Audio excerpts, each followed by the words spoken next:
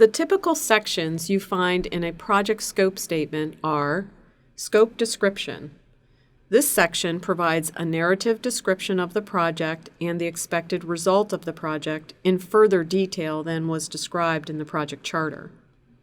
Project Objectives.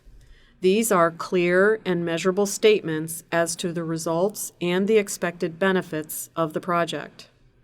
Acceptance Criteria.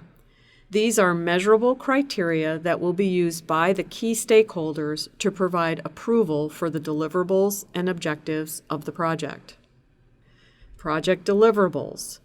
These are the outputs of the project. Deliverables can be those created during planning, execution, or closing phases of a project, and those needed to manage the project or help create the product or result. Exclusions. This is a list of features, functions, services, or deliverables that are not included in the scope of work or project objectives. Assumptions. These are project criteria or characteristics that are expected to be true about the project or its deliverables. Constraints. These are project limits or restrictions that are known and must be accommodated during the project. Change Management Plan. This is the process for how changes will be managed. Changes to the project can include changes to the project scope, deliverables, requirements, or even changes to the project budget or schedule. Changes can be initiated from any stakeholder and must be documented. Some changes don't have an impact on the delivery of the project, and others do.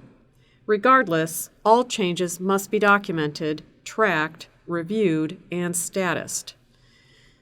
A Change Control Board is a recognized team of stakeholders that review and make decisions regarding changes that will or will not be made to the project. And the Change Order Form.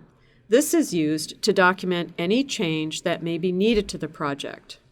We will discuss the use of the change control process in more detail in Week 8. And Version Control. This provides a documented history of when the project scope statement was originally approved and by whom, as well as a list of any subsequent agreed-to changes by the Change Control Board. In this manner, the project scope statement is a living document, as are all other project planning documents.